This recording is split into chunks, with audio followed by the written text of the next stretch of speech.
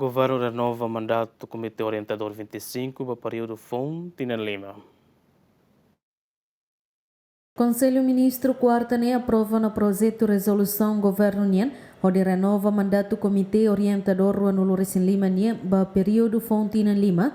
Foi mandato atual se remata em fulan janeiro tina rihun rua Ruanulu Resin Heto. Renovação mandato ne objetivo atu garante continuidade no conclusão trabalho pesquisa, análise no elaboração livre, história, resistência e juventude no estudante Timor-Leste nian, o volume primeiro, terceiro no quarto, nebe concluiona. Projeto de resolução do governo ira, nebe Conselho Ministro aprova, onde renova mandato para o Comitê Orientador 25, para período tina Lima Nelara. Nebe mandato atual se remata ia fulan janeiro 2027.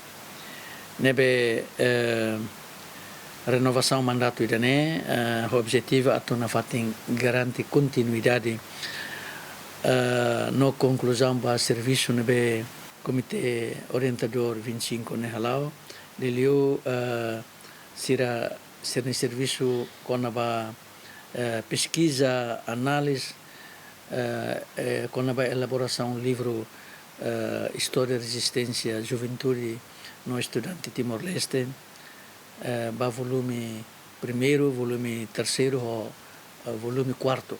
Resolução Governo Nemos determina que a despesa no custo sira nebe moço a atividade comitê nian, sujeita a regime aplicável, relaciona a concessão subvenção pública, no suporta o verba sira nebe hatur e orçamento anual Ministério da Educação nian. Comitê Orientador Ruanulu Resin Lima Nemos tem que halar coordenação para implementação de atividade, o Ministério Assunto Combatente e Libertação Nacional, no Centro Nacional SEGA. Bem-vinda Ximenes, Simão Ximenes, GMN.